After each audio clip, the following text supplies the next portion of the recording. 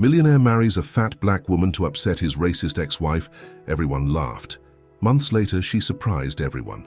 Before we get into the story, comment below where in the world you are watching from today. Julian Hartley stood in front of his office window, holding a glass of whiskey and staring at the New York skyline. The invitation to Charlotte's first wedding anniversary lay crumpled on his desk. His ex-wife had made sure it reached him, knowing it would hurt. The society pages still talked about their divorce from last year, how Charlotte had dragged his name through the mud, spreading rumors about his inadequacies and mocking his love life in front of their social circle. "Mr. Hartley?" His assistant Sarah poked her head in. "Your 3 o'clock appointment is here, Tamara Price from Sweet Success Bakery." Julian straightened his tie and put down the glass. He'd been following Tamara's business for months. Her little bakery in Brooklyn had gotten write-ups in food magazines for its unique flavors, but she was struggling to expand. It was perfect timing. Tamara walked in with confidence that surprised him. She was a plus-sized black woman, wearing a bright yellow dress that complemented her dark skin, her hair in elegant braids. She carried herself like she owned the room, despite being in one of Manhattan's most expensive office buildings. "Mr. Hartley," she said, extending her hand. "Thank you for considering an investment in my bakery. Please call me Julian." He gestured to the chair across from his desk. "I've tried your maple bacon cupcakes. They're extraordinary. But that's not why I'm here, is it?" Tamara raised an eyebrow. "Your assistant mentioned something about an unusual business proposition." Julian smiled. Tamara was sharp. He liked that. "I'll be direct," he said, sitting down. "I want to offer you a deal. I'll invest $2 million in your bakery, help you expand to multiple locations, and provide business connections that will make Sweet Success a household name." Tamara's eyes widened, but she kept her composure. "And what do you want in return? Because we both know this isn't just about cupcakes." Julian pushed Charlotte's invitation across the desk. "I want you to marry me." Tamara laughed, then realized he wasn't joking. "Excuse me. A marriage of convenience," Julian explained. "My ex-wife Charlotte is throwing a big anniversary party next month. She's been spreading rumors about me since our divorce, making me look like a fool in front of everyone who matters in this city. And you want to show up with a wife who'll make her uncomfortable," Tamara said flatly. "A big black woman who runs a bakery instead of a country club membership. You're successful, intelligent, and beautiful in your own right," Julian said. "Charlotte and her stuck-up friends won't know how to handle you. Plus, you get the investment you need to make your business dreams come true." Tamara stood up, anger flashing in her eyes. "So I'm supposed to be your revenge weapon, your trophy to wave in their faces?" "No," Julian said quickly. "You'd be my partner, equal say in how we handle public appearances. The marriage would be in name only, with a clear prenup protecting both of us. After a year, we divorce amicably and you keep the business investment." "This is crazy," Tamara muttered, but she sat back down. "Why me?" "Because you're everything Charlotte isn't," Julian admitted. "Real, talented, someone who built something from nothing instead of living off daddy's money. And yes, because you'll make her and her racist friends uncomfortable just by existing in their world." Tamara was quiet for a long moment. $2 million isn't enough. I want $3 million full creative control of my business and your contacts in the restaurant industry." Julian blinked. "You're negotiating." "I'm a businesswoman, Mr. Hartley. If I'm going to sell myself into a fake marriage, I'm getting full value." She leaned forward. "And I want it in writing that this is a business arrangement. No funny business, no real romance, no expectations beyond public appearances." Julian found himself smiling. "You drive a hard bargain, Ms. Price." "Call me Tamara," she said. "If we're going to be married, we should be on a first-name basis." They hammered out the details over the next hour. Julian's lawyers would draw up both the business investment papers and a prenuptial agreement. They would have a small private ceremony next week, giving them time to prepare for Charlotte's party. As Tamara stood to leave, Julian caught a hint of vanilla and cinnamon from her skin, baker's perfume. "One more thing," she said at the door. "I won't let you or anyone else make me feel ashamed of who I am. I'll play the loving wife in public, but if you ever try to change me or control me, the deal's off." "Understood." Julian nodded, impressed despite himself. "Understood." After she left, he looked at Charlotte's invitation again and smiled. His ex-wife had no idea what was coming. Over the next week, Julian's plan came together. The marriage license was obtained quietly, the prenup signed, and the business investment arranged. They had a simple ceremony at City Hall, with only Julian's lawyer and Tamara's sister Kenya as witnesses. Tamara wore a cream-colored business suit, instead of a wedding dress. When Julian slipped the ring on her finger, a tasteful diamond that wouldn't interfere with her baking, she kept her face neutral, professional. This was business, nothing more.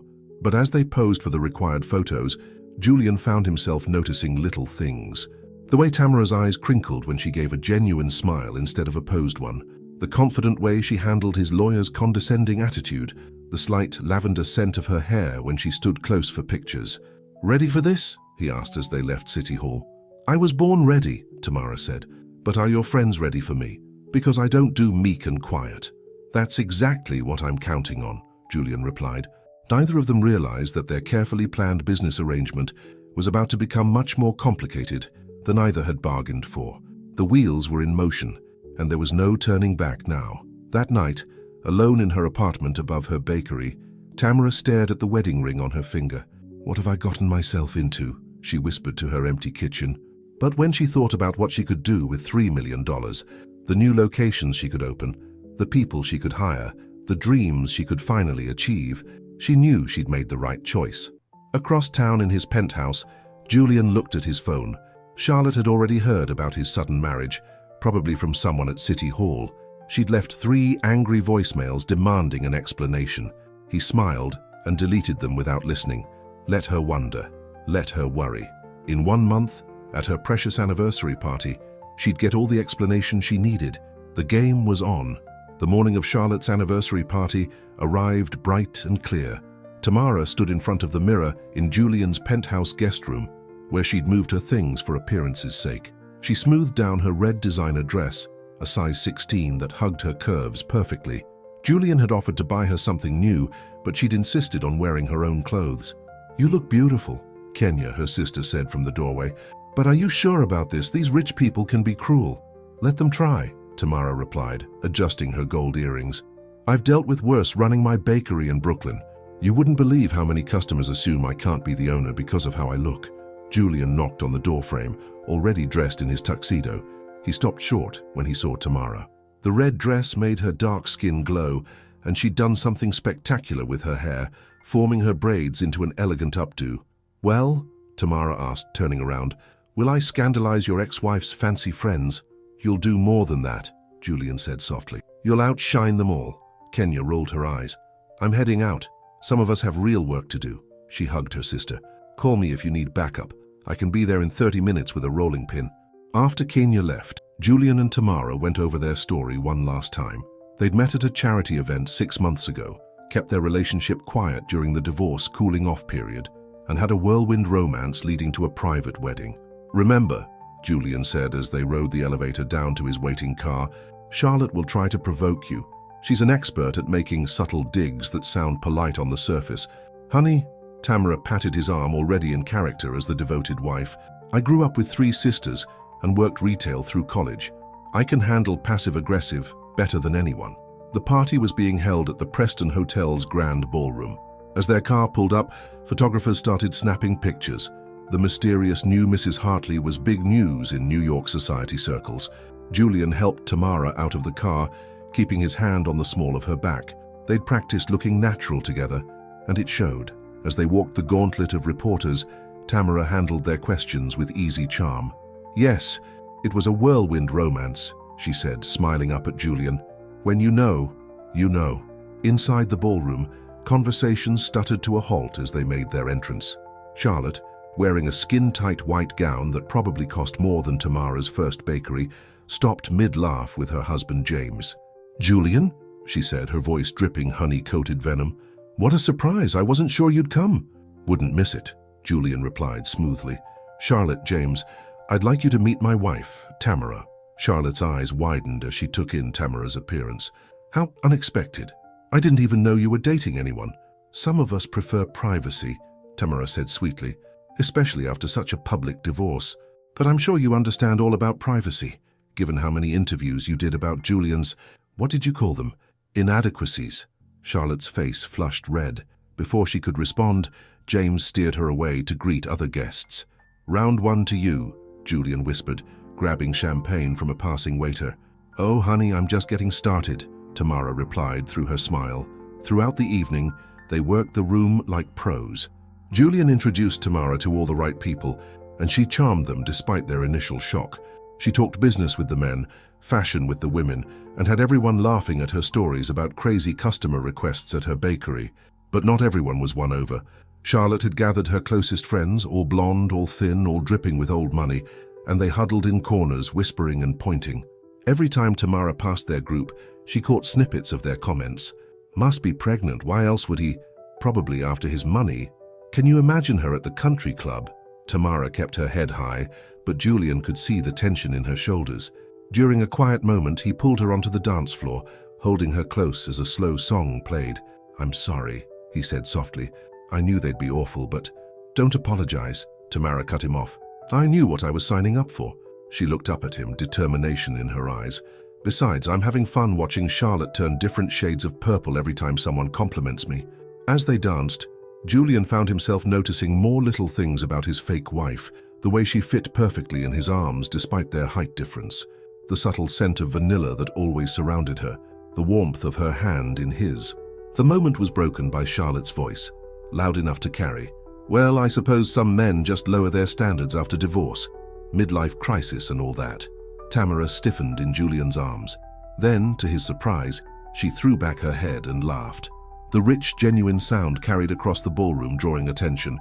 "Oh, bless your heart," Tamara said, turning to face Charlotte. "You really can't stand it, can you, that Julian found happiness with someone who doesn't fit your narrow little view of the world?" Charlotte's face turned ugly. "How dare you speak to me like that, you fat—" "Careful," Tamara cut her off. "You wouldn't want to show everyone your true colors, would you? All that careful breeding, all those fancy finishing schools, and yet you're still just a mean girl who peaked in high school." The ballroom had gone silent. Charlotte looked around, realizing all eyes were on her.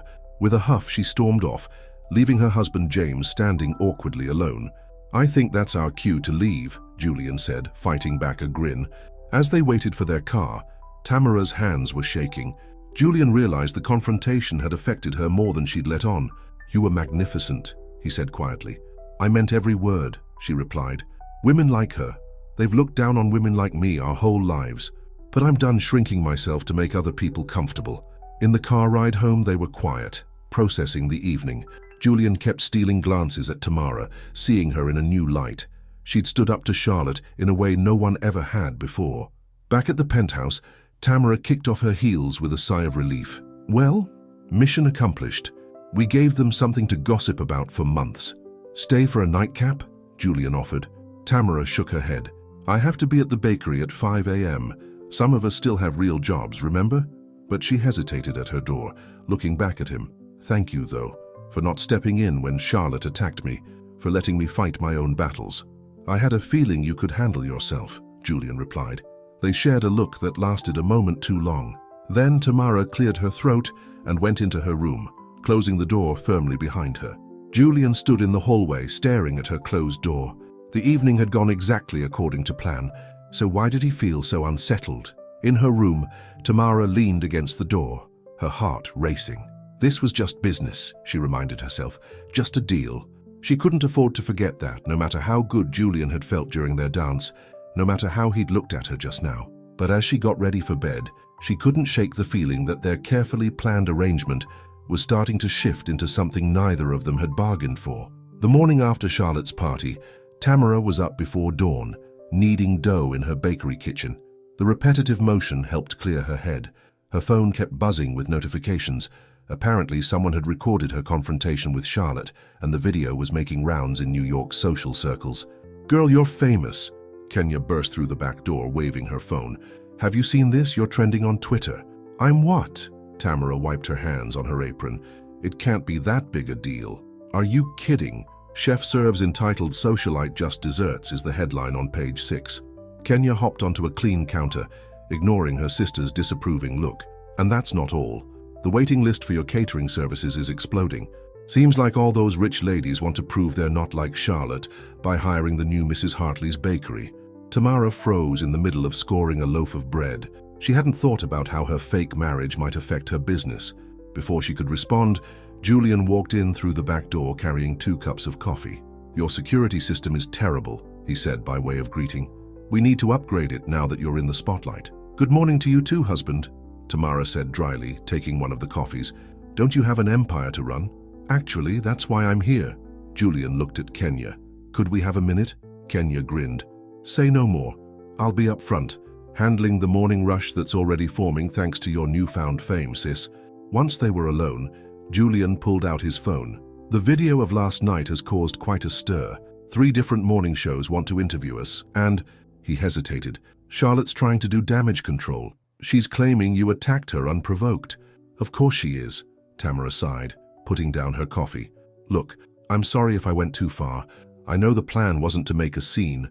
Are you kidding? It was perfect. Julian stepped closer, his eyes bright with excitement. Everyone's talking about how Charlotte showed her true colors. My phone's been ringing all morning with people suddenly wanting to do business with me again. And your bakery's about to explode with new customers. Tamara turned back to her bread, trying to hide her smile. Well, I guess the plan's working then. Which is why we need to strike while the iron's hot. Julian leaned against the counter, watching her work. I've set up meetings with real estate agents. We need to find the perfect locations for your expansion before the buzz dies down. Hold on, Tamara put down her bread knife. I haven't even finished the paperwork for the investment yet. Already taken care of. My lawyers worked through the night. He pulled out a thick envelope. Everything's ready. All you need to do is sign. Tamara stared at the envelope, then at Julian. He was watching her with an intensity that made her stomach flip. Why are you really here this early? Julian ran a hand through his hair, a gesture she was starting to recognize as a sign of nervousness. I couldn't sleep last night. Kept thinking about everything we could do with this momentum. Your talent, my business connections. We could build something amazing. We? Tamara raised an eyebrow. I thought this was just about getting back at Charlotte. It was. It is. Julian stepped closer, and Tamara caught a whiff of his expensive cologne mixed with the coffee on his breath. But why can't it be both? You're brilliant with food. I'm good with business. Together. The kitchen door swung open and Kenya stuck her head in. Sorry to interrupt the marriage meeting, but there's a reporter from Good Morning America outside. Says she wants to book you both for tomorrow's show. Tamara and Julian jumped apart, though they hadn't realized how close they'd gotten. Tell her we'll think about it, Julian said smoothly. After Kenya left, an awkward silence fell in the kitchen. Tamara busied herself with her bread, while Julian pretended to check his phone. Fine, Tamara said finally. Show me the real estate listings, but I have conditions. Julian looked up, grinning. Name them. I want a teaching kitchen in each new location, for community classes. Tamara met his eyes. Where I grew up, nobody taught kids about nutrition or cooking. They just expected us to figure it out. I want to change that. Julian's grin softened into something more genuine. Done. What else? For the next hour, they sat in Tamara's tiny office, going over plans. Julian had already researched potential locations in Brooklyn, Queens, and even one in Manhattan. Tamara was impressed despite herself. He'd clearly done his homework about which neighborhoods would work best. As they worked, their shoulders kept brushing. Every time it happened, Tamara felt a little jolt of awareness. She told herself it was just because she wasn't used to having someone in her space. Her tiny office barely fit 2 chairs. Around 9, Kenya brought them fresh croissants and more coffee. She raised her eyebrows at how close they were sitting, but didn't comment. The reporter's still outside, she said instead, and now there's a guy from the Times too. Something about a feature on New York's most intriguing power couple. Julian looked at Tamara. It's your call. We don't have to do any interviews. Tamara thought about it. The practical side of her knew this kind of publicity could launch her business to the next level. But there was something else too, a desire to show everyone that she and Julian weren't just a scandal or a revenge plot. Let's do it, she said, but on our terms. They can interview us here in my kitchen. Let them see where I actually work. Julian's face lit up. Perfect. It'll show that you're not just arm candy. You're a successful businesswoman in your own right. Was anyone really thinking I was arm candy? Tamara gestured to herself with a laugh. Julian's expression turned serious.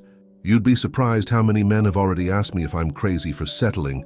Their wives might pretend to be progressive in public, but in private, let me guess, they're all friends with Charlotte. Some of them. Others are just... Julian trailed off, looking uncomfortable. Racist. Fatphobic. Come on, Julian, you can say it. Tamara stood up, needing some distance. It's not like I don't deal with it every day. Julian caught her arm before she could leave. Hey, look at me. Tamara turned, ready for the usual awkward attempts at sympathy she got from well-meaning white people. Instead, she found Julian looking at her with something like anger. Those people?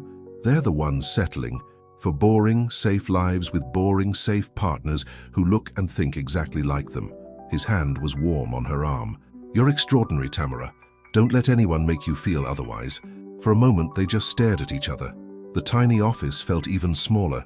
Tamara could see flecks of gold in Julian's green eyes, could feel the strength in his hand where it gripped her arm. Then someone dropped a pan in the kitchen, making them both jump. Julian let go of her arm like it had burned him. "I should go," he said quickly. "I have meetings, but I'll have my assistant set up the interviews for tomorrow." "Right, meetings, of course." Tamara smoothed down her apron.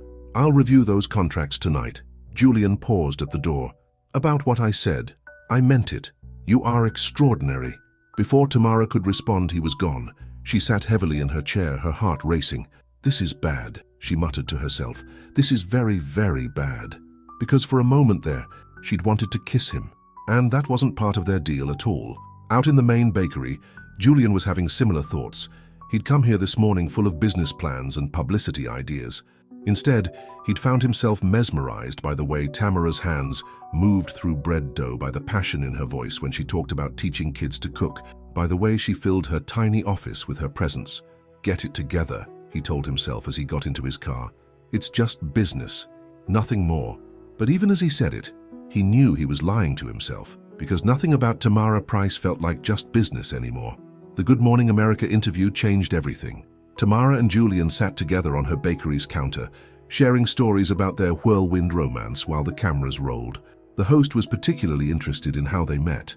"Well," Julian said, taking Tamara's hand naturally, "I tried her maple bacon cupcakes at a charity event. One bite, and I knew I had to meet the genius behind them." "He was so persistent," Tamara added, the practiced lie coming easily now. "Kept ordering special deliveries to his office until I finally agreed to have coffee with him." "And the rest is history," the host gushed. "But tell us, Tamara, what's it like entering New York's high society, especially after that incident at the Preston Hotel?" Tamara felt Julian's hand tighten on hers. "You know what? It's been eye-opening. Some people have been surprisingly welcoming. Others," she shrugged, "well, let's just say they're still adjusting to seeing someone who looks like me at their fancy parties. But you don't seem bothered by it. Why should I be? I own a successful business that I built from nothing. I have a husband who appreciates me exactly as I am." She looked at Julian, and for a moment, the emotion in her voice was real. "I don't need approval from people who judge others based on their size or skin color." The interview aired the next morning, and the response was overwhelming. Orders flooded into Sweet Success Bakery. Society wives who'd snubbed Tamara at Charlotte's party now called asking to book her for their events. Julian's phone rang constantly with business opportunities. "We're a hit," he announced, walking into Tamara's new office at their first expansion location in Brooklyn Heights. The space was under renovation, but Tamara had insisted on setting up her desk early. "The Times wants to do a full profile, and 3 different women's magazines want you for their cover." Tamara looked up from her laptop, frowning. "I'm not sure about all this publicity. It feels like we're taking the lie too far." "What lie?" Julian sat on the edge of her desk.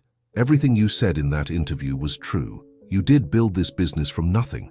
And I do," he paused, then continued more quietly, "I do appreciate you exactly as you are." Their eyes met, and that now familiar tension filled the air. Before either could speak, Kenya burst in. "Tamara, you need to see this." She thrust her phone at them. On the screen was a social media post from Charlotte, complete with old photos of Julian with various skinny white socialites. "Just remembering the good old days," the caption read, "when some people had standards. Money really can't buy class, can it?" "That witch," Kenya spat. "Want me to go mess up her highlights? I know her salon." But Tamara was looking at Julian, who had gone very still. The photos showed him at various parties and events, always with women who looked exactly like Charlotte. In every shot, he seemed to be playing a part, the wealthy playboy with his trophy girlfriend. "Julian?" Tamara's voice was quiet. He wouldn't meet her eyes. "It was a different time, before the divorce. I was different." "Were you?" Tamara stood up. "Or is this just a different kind of trophy wife situation? Instead of showing off the blonde socialite, you're showing off the fat black woman who makes Charlotte uncomfortable." "Tamara, no. I need some air." She grabbed her purse and headed for the door. "Kenya, handle the contractors if they show up." Julian tried to follow her, but Kenya blocked his path. "Let her go. She needs time to think." "She's got it all wrong," Julian insisted. Those photos, that's not who I am anymore. Kenya crossed her arms. Then why did you really marry my sister? And don't give me that business arrangement speech. I've seen how you look at her. Julian ran a hand through his hair in frustration. It started as business, but now what? Now I don't know what it is. He sank into Tamara's chair. Every time I think I have it figured out, she surprises me. She's not impressed by my money or my connections. She challenges me, makes me laugh, makes me think. Sounds like you're falling for her, Kenya observed. That wasn't part of the deal. Maybe that's the problem. Kenya headed for the door. Maybe you both need to stop thinking about the deal and start thinking about what you really want. Meanwhile, Tamara had walked to the nearby park, finding a bench away from the crowds. Her phone kept buzzing. More interview requests, more order inquiries, more people wanting a piece of New York's newest power couple. She thought about the photos Charlotte had posted. Julian looked so comfortable in that world of wealth and privilege. Was she just another way for him to prove something? To show how evolved and progressive he was? But then she remembered small moments. The way he brought her coffee every morning, remembering exactly how she liked it. How he listened intently when she talked about her dreams for the bakery. The pride in his voice when he introduced her to business associates as a successful entrepreneur. Mrs. Hartley? A woman's voice interrupted her thoughts. Tamara looked up to see one of Charlotte's friends from the party, Amanda or Allison or something with an A. I just wanted to say, the woman hesitated. You were right at the party. About Charlotte. About all of us, really. We've been awful and I'm sorry. Tamara blinked in surprise. Thank you, that's unexpected. It's just seeing you and Julian together. The way he looks at you. The woman smiled sadly. None of our husbands look at us like that anymore. Maybe they never did. We were all just matching accessories. As the woman walked away, Tamara felt her anger start to fade. Had she overreacted to those photos? Julian wasn't the same person he'd been then. She'd seen that for herself, in 100 small ways. Her phone buzzed again. This time it was a text from Julian. Please come back, we need to talk. Tamara stared at the message for a long moment. They did need to talk. About the photos, about the publicity, about the way things were changing between them, about how this fake marriage was starting to feel very real. But as she stood to head back to the office, another text came through. This one was from an unknown number, but she knew immediately who it was from. Enjoy your moment in the spotlight, Charlotte's message read. But remember, men like Julian don't change, they just find new ways to prove their power. Wonder what he'll collect next when he's done with you. Tamara's hands shook as she deleted the message. She wanted to believe Charlotte was wrong, but as she walked back to the office, doubt crept in. What if this whole thing, the investment, the marriage, even the growing attraction between them, was just another game to Julian? She found him waiting in her office, looking worried. Tamara, about those photos. It's fine, she cut him off. It was a long time ago. We both have pasts. No, it's not fine. He stepped closer. I need you to understand. Those photos, that life, it wasn't real. It was all for show. But this, don't. Tamara held up a hand. Please don't say whatever you're about to say. We had a deal, remember? This is business, nothing more. Julian's face fell, but he nodded. Right, business. He straightened his tie. I have meetings all afternoon. Will you be okay handling the contractors? Of course, I ran this business long before you came along. As soon as he left, Tamara sank into her chair. She'd done the right thing, hadn't she? Keeping things professional, sticking to the deal. So why did she feel like she'd just made a terrible mistake? In his car, Julian loosened his tie, feeling like he couldn't breathe. He'd been about to tell her everything, how his feelings had changed, how she'd changed him, but she'd stopped him. Maybe she didn't feel the same way. Maybe for her it really was just business. His phone buzzed with a message from Charlotte. She'll never fit in our world, Julian. You know that. When you're ready to come back to reality, call me. Julian deleted the message without responding. Charlotte was wrong about one thing. He didn't want Tamara to fit into that world. She was better than that world. Better than him, probably. But as his driver headed toward his office, Julian made a decision. He wasn't giving up. Somehow he had to prove to Tamara that this wasn't a game, that she wasn't just another trophy or power play. He just had no idea how to do it. The grand opening of Sweet Success Bakery's Brooklyn Heights location was bigger than anyone expected. A line stretched around the block, with people eager to try the famous maple bacon cupcakes and meet the woman everyone was talking about. Tamara stood behind the counter in her new chef's coat, the name Sweet Success embroidered in gold thread. She'd been up since 3 a.m. making sure everything was perfect. Julian had offered to hire extra staff, but she insisted on being hands-on for the opening. "You're going to work yourself to death," Kenya said, bringing her sister a much-needed cup of coffee. "We have plenty of help. Take a break." "I can't." Tamara checked the display cases again. "Everything has to be perfect. The food critics from the Times and the Post are coming and you're avoiding Julian," Kenya finished. "He's outside talking to reporters, by the way." "Want me to tell him you're busy?" Tamara sighed. Things had been awkward between them since their almost conversation in her office last week. They still played the happy couple for the cameras, but in private, they barely spoke beyond business matters.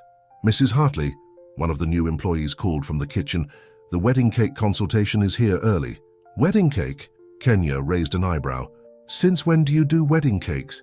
"Since Julian suggested we expand into high-end catering." Tamara straightened her coat. "And don't give me that look. It's good business." The consultation was with a young couple, clearly nervous about being there. The bride kept looking around like she expected to be kicked out. "We know you probably only take big society weddings now," the bride said quickly, "but we've been following your story and, well, you give us hope." "A woman who isn't afraid to be herself, who built something amazing." Tamara felt her throat tighten. "Tell me about your dream cake." As the couple described their plans, a small wedding, family recipes, a celebration of their mixed heritage, Tamara found herself getting emotional. These were her kind of people. This was why she'd started baking in the first place. "We can't afford much," the groom admitted. "We've been saving, but let me worry about the cost," Tamara said. "You just tell me exactly what you want." After they left, Tamara went to her office to sketch out some cake designs.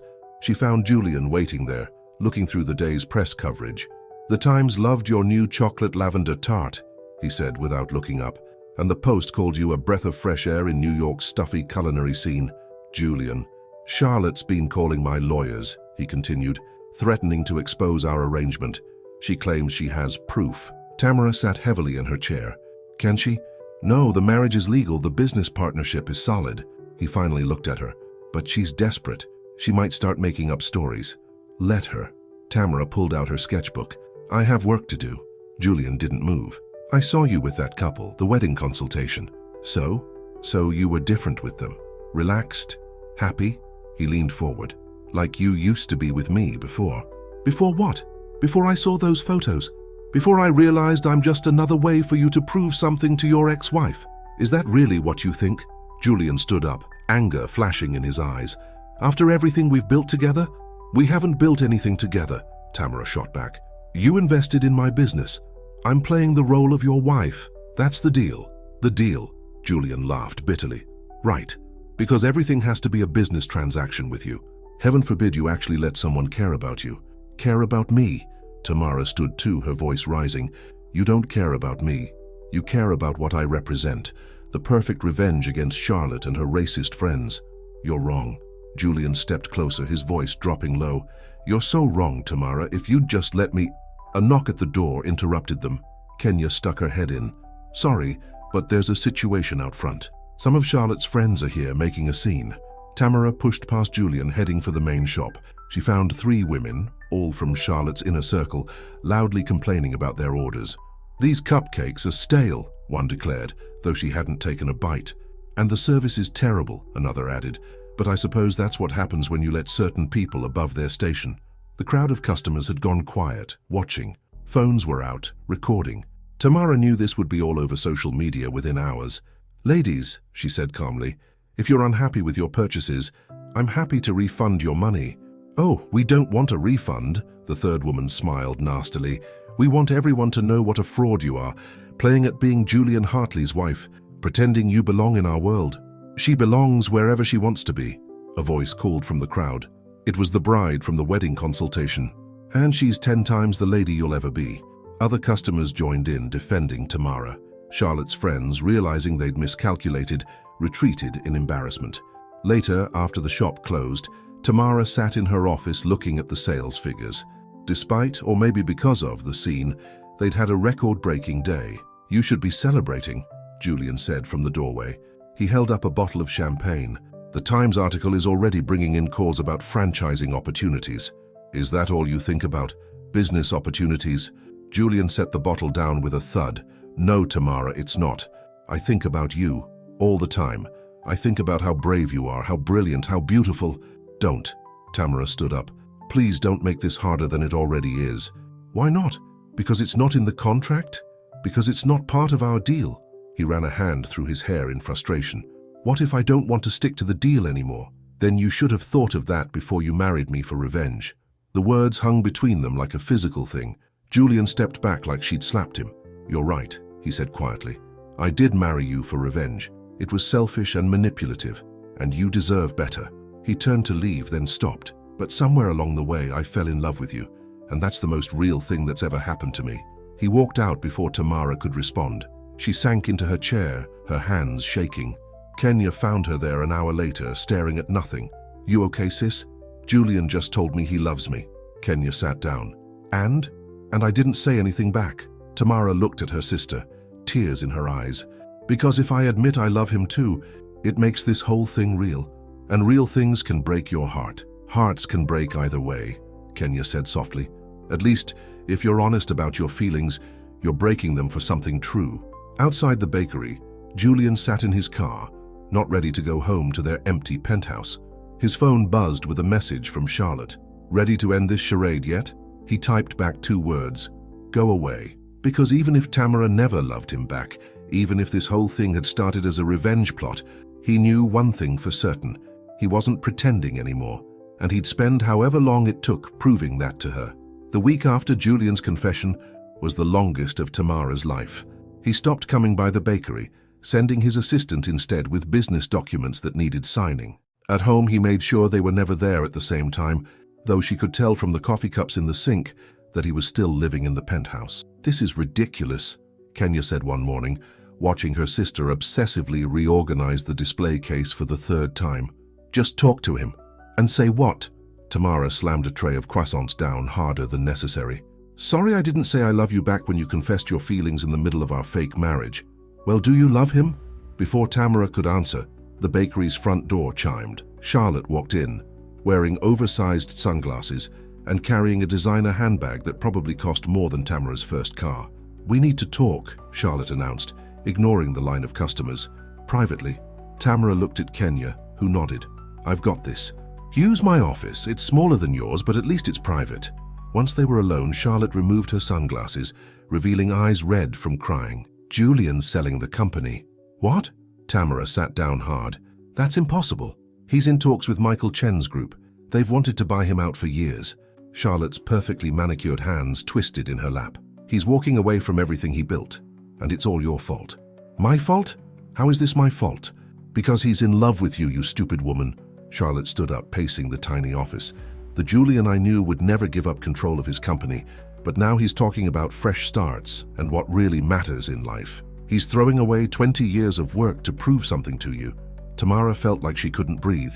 I never asked him to do that. No, but you made him fall in love with you. Real love, not the shallow thing we had. Charlotte's voice broke.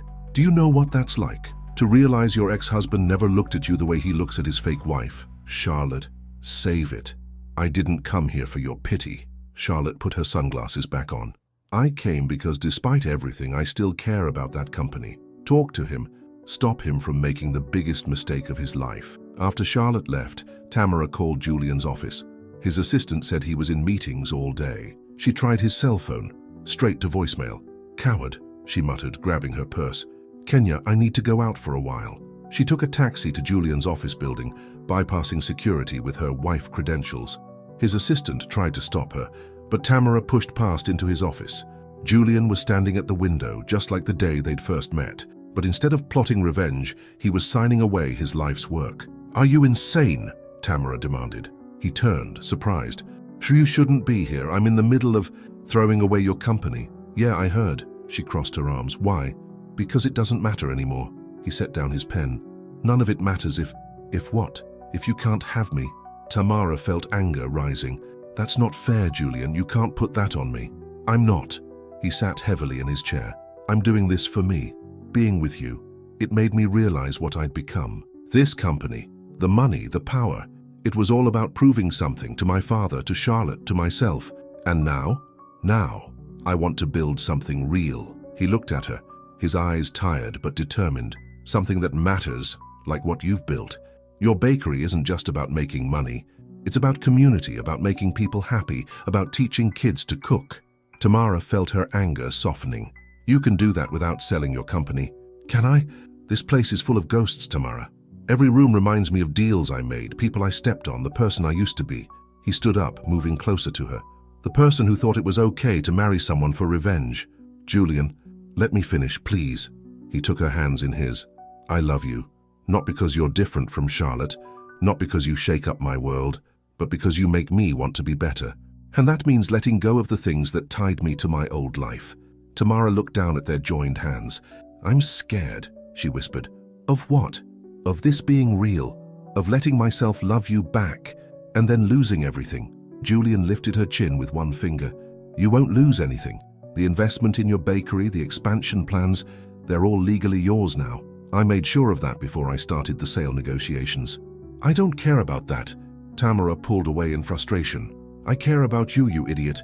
I care about the man who brings me coffee every morning, who listens to my dreams about teaching kids to bake, who looks at me like you're the most beautiful thing I've ever seen. Julian stepped closer.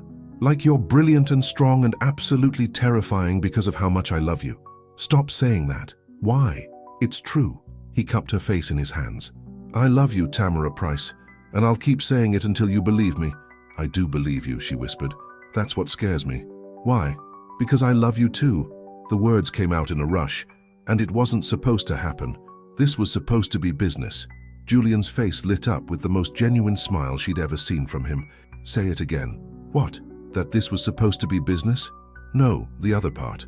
Tamara felt herself smiling despite her fears. I love you, Julian Hartley, even though you're crazy enough to sell your company without talking to me first. I love you too. He leaned his forehead against hers. Even though you're stubborn enough to make me say it first. So what do we do now? Now? Julian pulled back, his eyes twinkling. Now I think we should get married. Tamara laughed. We are married. No, I mean really married. Not for revenge or business or any reason, except that I love you and you love me. He got down on one knee, still holding her hands. Tamara Price, will you marry me? Again for real this time?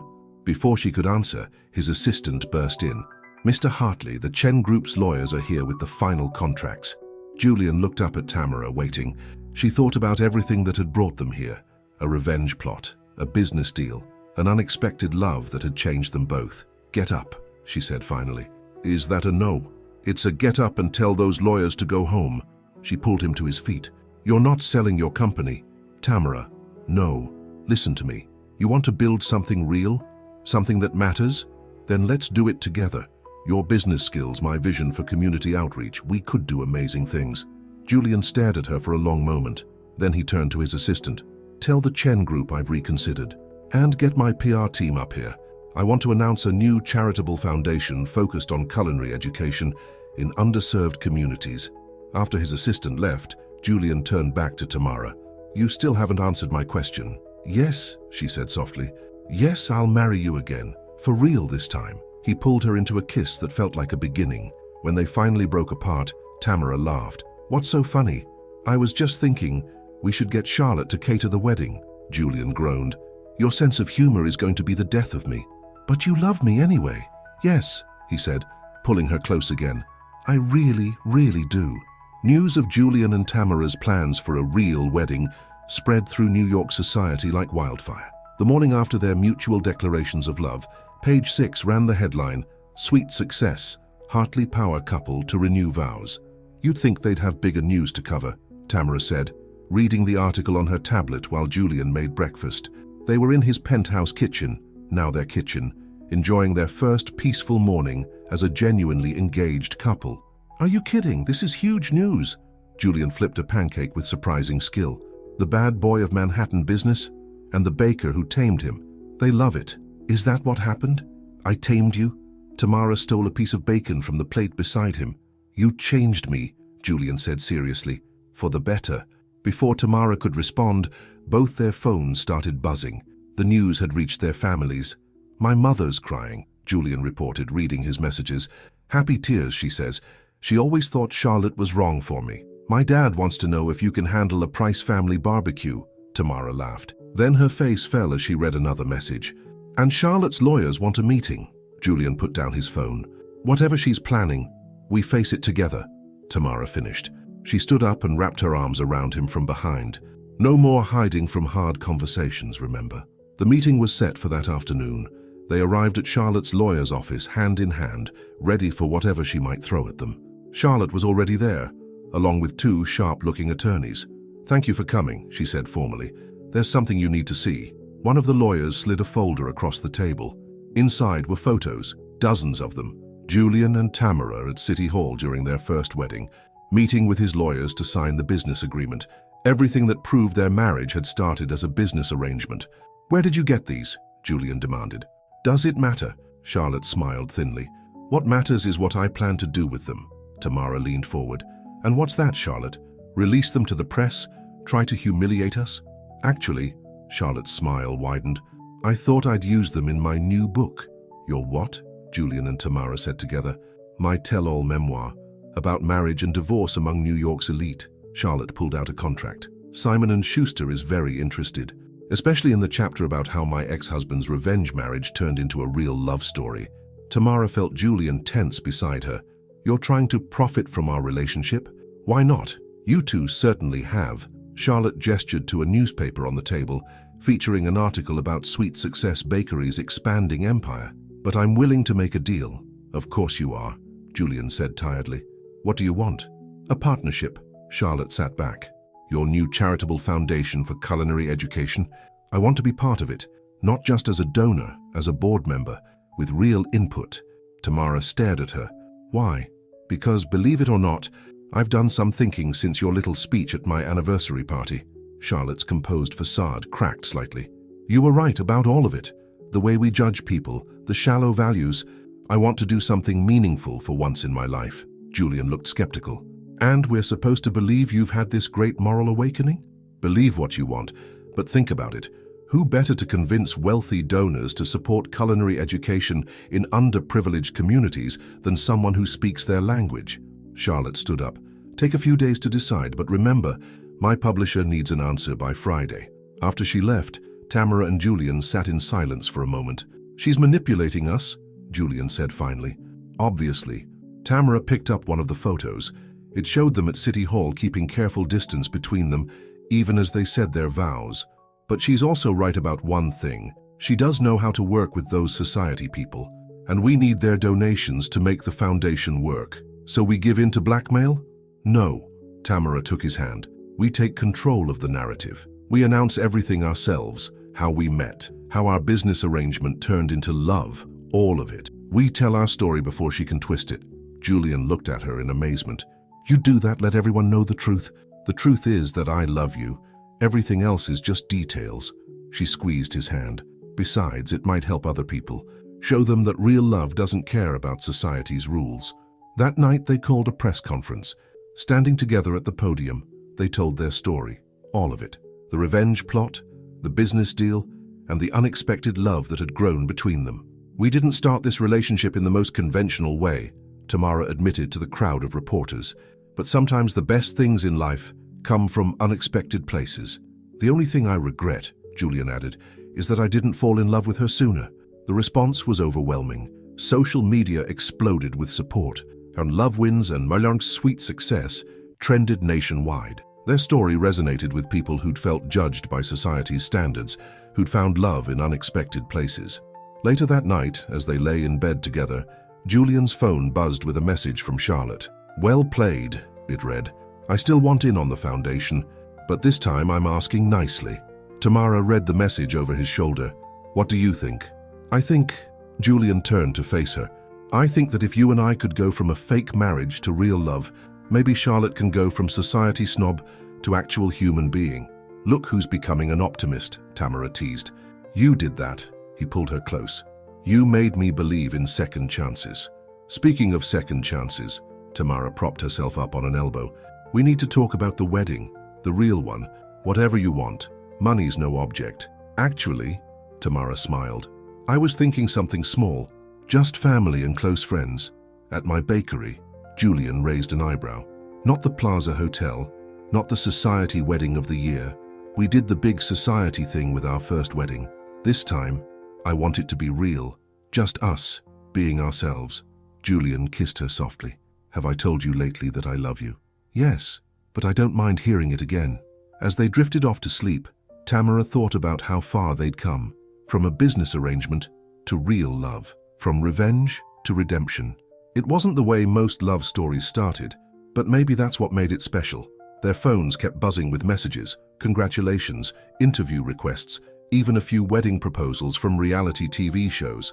But they ignored them all, content in their own little bubble of truth and love. Tomorrow they would deal with Charlotte's foundation proposal, wedding plans, and whatever else life threw at them. But for now they had everything they needed. Each other, and the knowledge that sometimes the best kind of love is the kind that catches you completely by surprise. You want to have the wedding where? Julian's mother, Eleanor Hartley, set down her teacup with a gentle clink. They were having Sunday brunch at her Connecticut estate, breaking the news about their wedding plans. At my bakery, Tamara repeated firmly. The Brooklyn Heights location has that beautiful garden space in back. We're thinking sunset ceremony, intimate reception. Eleanor looked at her son. Julian, darling, be reasonable. The Hartleys have had their weddings at St. Patrick's Cathedral for 3 generations. Maybe it's time for a change, Mother. Julian took Tamara's hand under the table. We want something real, not a society spectacle. But what will people say? They're already talking, Tamara pointed out. At least this way, they'll be talking about something genuine. Eleanor sighed, studying Tamara with new eyes. You know, when Julian first told me about your arrangement, I thought he'd lost his mind. Another revenge scheme against Charlotte. Mother, let me finish. Eleanor stood up and walked to a nearby cabinet. But then I saw how he changed. He smiled more, called more often, started talking about things beyond business deals and stock prices. She pulled out an old photo album. He reminded me of his father, before success made him hard. Tamara felt Julian tense beside her at the mention of his late father. Eleanor brought the album to the table and opened it. William was like Julian when we first met. Driven, ambitious, always trying to prove himself. But he never lost his heart the way Julian did. Never found someone to remind him what really matters. She pushed the album toward them. Which is why I want you to have this. The photo showed a young Eleanor in a simple white dress, standing in what looked like a backyard. Our first wedding, Eleanor explained. Before William made his fortune, before the Hartley name meant anything in New York, we got married in his parents' garden because that's all we could afford. She smiled at Tamara. It was perfect. Mother, are you saying? I'm saying have your bakery wedding, be happy, be in love. Eleanor reached across the table and took Tamara's other hand. And wear this. She slipped off her engagement ring, a stunning vintage piece with a blue sapphire surrounded by diamonds. I can't, Tamara protested. That's a family heirloom. Exactly. And your family now. Eleanor pressed the ring into her hand. William gave this to me in that garden. It's seen one true love story. It deserves to see another. The drive back to the city was quiet, both of them processing what had happened. Tamara kept looking at the sapphire ring, now sitting beside Julian's original diamond on her finger. Your mother surprised me, she finally said. She surprised both of us. Julian smiled. But she's right. You are family now. They were almost home when Julian's phone rang. It was Kenya. You need to come to the bakery, she said without preamble. Dad showed up. Tamara grabbed the phone. Daddy's there. He's supposed to be in Atlanta. Well, he's here now. And he's got questions about this wedding. They found Thomas Price in Tamara's office, looking at the framed magazine covers featuring his daughter. At 65, he was still an imposing figure, tall and broad-shouldered, with the same confident bearing Tamara had inherited. Baby girl, he hugged Tamara tight, then turned to Julian with a stern expression. So, you're the man who married my daughter for revenge. Daddy, no, he needs to hear this. Thomas stepped closer to Julian. I've been watching you two in the news, saw how you handled that Charlotte woman, how you supported my girl's dreams, but I need to know, are you really in this for the long haul? Julian met his gaze steadily. Sir, I love your daughter, more than I ever thought possible. What started as a business deal became the best thing that ever happened to me. Pretty words. Thomas crossed his arms. But I'm a simple man. I believe in actions. So tell me, what are you going to do to prove it? Actually, Julian smiled, I have some ideas about that. Over the next hour, Julian laid out his plans. The charitable foundation would partner with community colleges to offer culinary scholarships. Sweet Success would start an apprenticeship program for young bakers, from underprivileged backgrounds, and every new location would include a teaching kitchen for community classes. Tamara's vision, Julian explained, but with the resources to make it happen on a large scale. Thomas listened quietly, his expression unreadable. Finally, he turned to his daughter. "This what you want, baby girl? This life? This man?" Tamara took Julian's hand. "More than anything." "Well then," Thomas broke into a wide smile, "I guess I better start planning my father of the bride speech." The relief in the room was palpable. Kenya, who'd been watching from the doorway, came in with champagne. "To family," Thomas proposed, raising his glass. "To family," they all echoed. Later that night, Tamara found Julian on their penthouse balcony, looking at the city lights. "Penny, for your thoughts?" "I was just thinking about family," he said, pulling her close. "How I spent so many years focusing on business, on revenge, on proving myself, when all I really needed was this." "Your mother's ring?" Tamara held up her hand, watching the sapphire catch the light. "She said it's seen one true love story, and now it'll see another." Julian turned her to face him. "I know we're already married. I know we're planning our second wedding, but—" He got down on one knee, taking her hand. "Tamara Price, will you build a family with me?" Tamara felt tears in her eyes. "We already are a family. You, me, Kenya, your mother, my father, even Charlotte in her own complicated way. Is that a yes?" She pulled him up and kissed him. "That's a yes, although I have one condition." "Name it." "When we have kids, we're not sending them to those fancy private schools you went to. I want them to know the real world like we do." Julian went still. "Kids?" "Well, yeah. Eventually." Tamara suddenly felt uncertain. "Unless you don't—" "No, yes. Julian laughed, spinning her around. "I want everything with you. Kids, family, a life where business deals don't come before bedtime stories." "Good." Tamara snuggled into his arms. "Because I have a feeling our kids are going to be amazing bakers." "With a dash of business sense," Julian added. "And hopefully none of their father's revenge tendencies." "Hey!" But Julian was laughing. Although I have to say that particular revenge plot worked out pretty well. Tamara looked up at him, at this man who had started as a business partner and become her whole world. "Yeah," she said softly, "it really did." Inside, their phones were probably buzzing with wedding details, business matters, and foundation plans. But out here under the stars, they were just Tamara and Julian, two people who had found love in the most unexpected place and were building a family one day at a time. The week before their second wedding was chaos in the best possible way. Sweet success. Bakery's Brooklyn Heights location had been transformed into a magical space, with fairy lights twinkling in the garden and the scent of fresh flowers mixing with baking bread. "You're crazy to try to handle the wedding cake yourself," Kenya told Tamara, watching her sister work on a 4-tier masterpiece. Each layer represented a different phase of their relationship, from bitter chocolate representing their revenge plot to sweet vanilla for their growing love. "It has to be perfect," Tamara insisted, piping delicate sugar flowers. "This isn't just any wedding cake, this is our real story in sugar and flour." "Everything's going to be perfect," Eleanor Hartley said, entering the kitchen with a garment bag. "Especially once you see this." Inside the bag was a dress that made Tamara gasp. Simple, elegant, with delicate lace that would hug her curves perfectly. "I had it made based on my garden wedding dress," Eleanor explained. "But with your style, your flair, a perfect blend of Hartley tradition and Price originality." Tamara hugged her future mother-in-law, careful not to get flour on the dress. "It's beautiful. Not as beautiful as you'll be in it." Eleanor wiped away a tear. "Now where's that son of mine? He's supposed to be handling the foundation announcement." The Hartley Price Culinary Education Foundation was set to launch the same day as their wedding, Julian's idea of perfect timing. They'd decided to make Charlotte a senior advisor rather than a board member, focusing her society connections into fundraising rather than program decisions. "He's in meetings downtown," Kenya reported. "Something about a surprise for Tamara." "Another surprise?" Tamara laughed. "What's he planning now?" The answer came later that evening, when Julian arrived at the bakery with a thick folder and a huge grin. "Close your eyes," he instructed Tamara. "Julian, I'm in the middle of sugar flowers." "Trust me." Sighing, she closed her eyes. She heard paper rustling, then Julian's excited voice. "Okay, look." She opened her eyes to see blueprints spread across her work table. "What am I looking at?" "Your dream." Julian pointed to the plans. "A full culinary school right here in Brooklyn, with state-of-the-art teaching kitchens, community spaces, and a restaurant run entirely by students. Tamara stared at the plans, her heart racing. How did you... Remember that night you couldn't sleep? You told me about your dream of creating a place where anyone could learn to cook, regardless of their background. Julian wrapped his arms around her from behind. I've been working on this ever since. But this would cost millions. Already funded. Charlotte might have surprised us all. She convinced half her society friends to donate.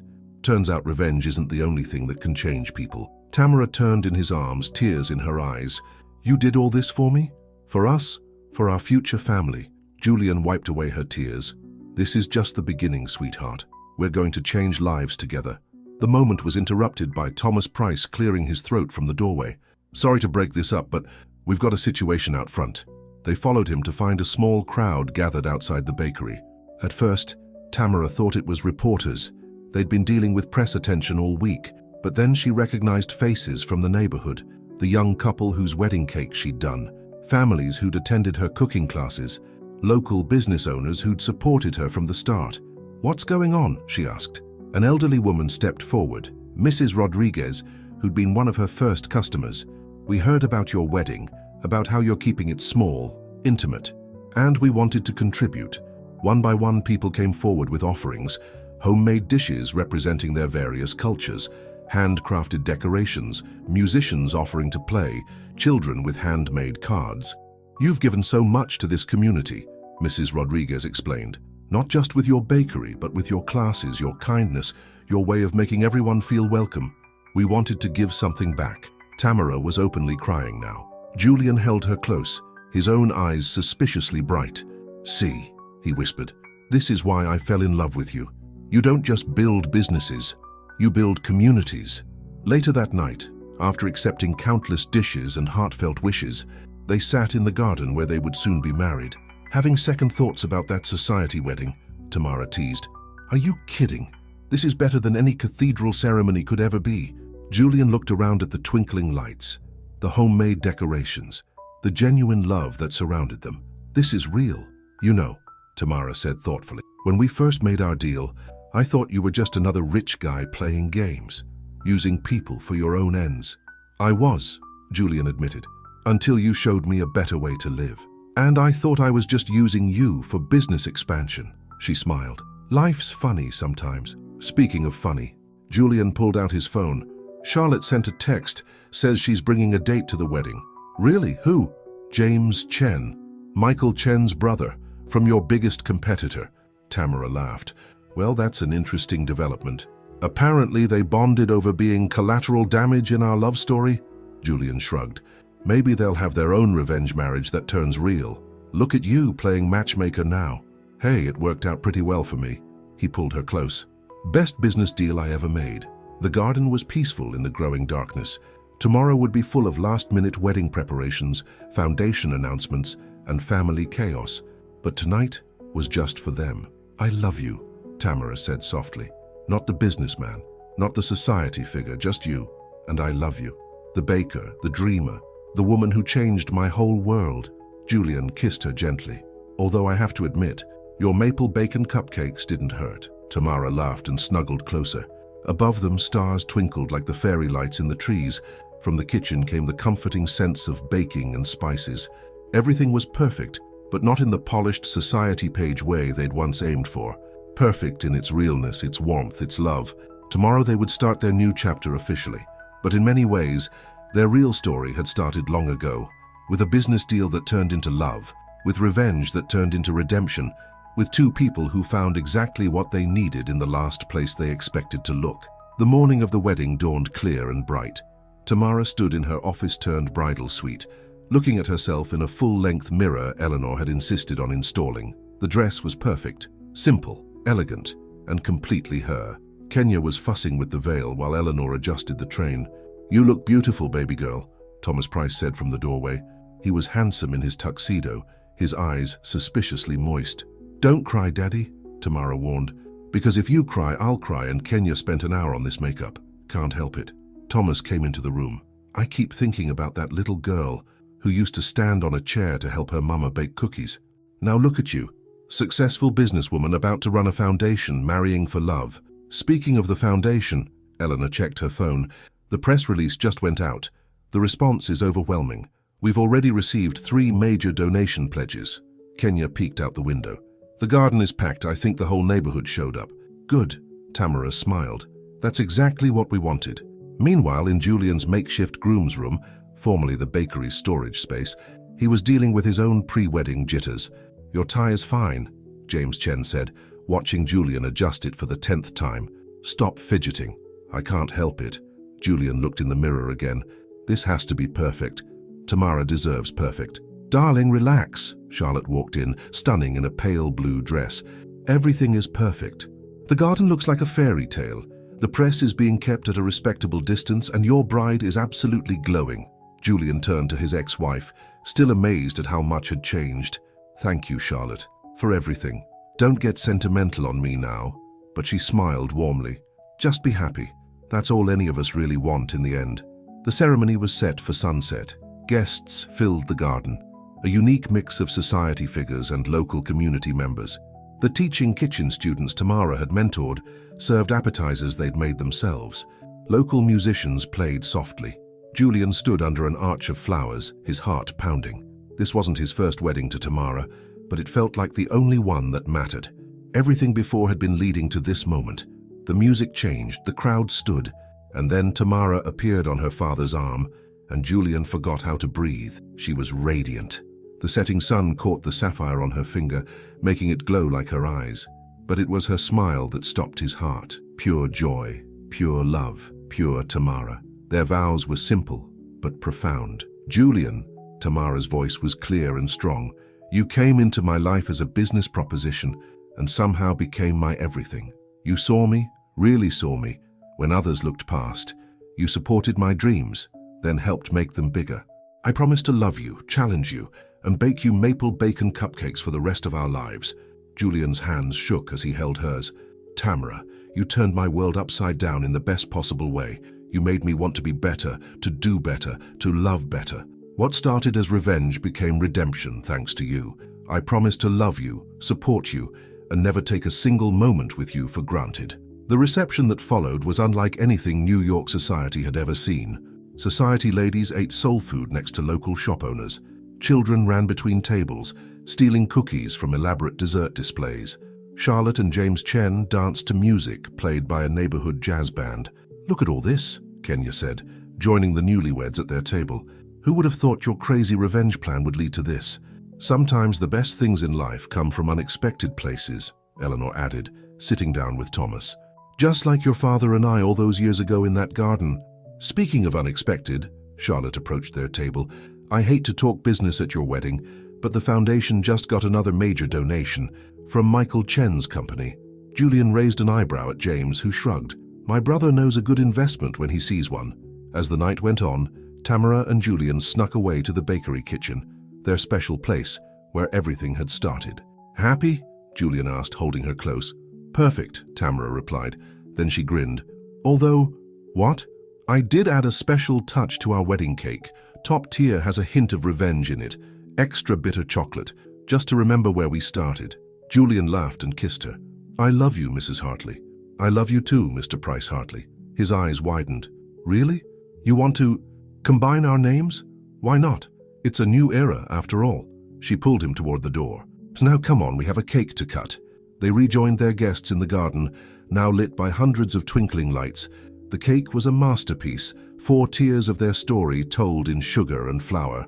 As they cut into it together, cheers and applause filled the air. To the happy couple, Thomas raised his glass. May their life be as sweet as their success. Later, as they danced under the stars, Tamara rested her head on Julian's shoulder. You know what I just realized? What's that, sweetheart? We never actually signed those divorce papers from our first marriage. Technically, we just renewed vows we never planned to break. Julian pulled back to look at her. Does that bother you? No. She smiled up at him. I think some part of me knew even then that you were it for me. Even if you were being a revenge-obsessed idiot at the time. Hey! But he was laughing. I prefer to think of it as fate. The universe knew what we needed, even if we didn't. Around them, their unlikely family celebrated. Kenya was teaching Eleanor to dance to hip-hop. Thomas was deep in conversation with James about expansion plans for the culinary school. Charlotte was charming a group of local business owners. Her society Polish turned to good use at last. "Look at what we built," Tamara said softly. "Not just the bakery or the foundation, but this family, this love. And we're just getting started," Julian promised. "Just wait until you see what's next. More bakeries, more schools, more everything." He twirled her under the lights. More love, more dreams, more life, together. As the evening wound down, guests began to leave, carrying boxes of wedding cake and hearts full of joy. The neighborhood children had fallen asleep under tables, dreaming perhaps of their own futures in the culinary school. The musicians played one last slow song. "Ready to go home, Mrs. Price Hartley?" Julian asked. "I am home," Tamara replied simply, "right here with you." They shared one last dance in their garden, under their lights, surrounded by the sweet smell of success. Their story hadn't started like a fairy tale, but it had become something better, something real, something true, something that proved love could bloom in the most unexpected places. And in the end, that was the sweetest success of all, the end.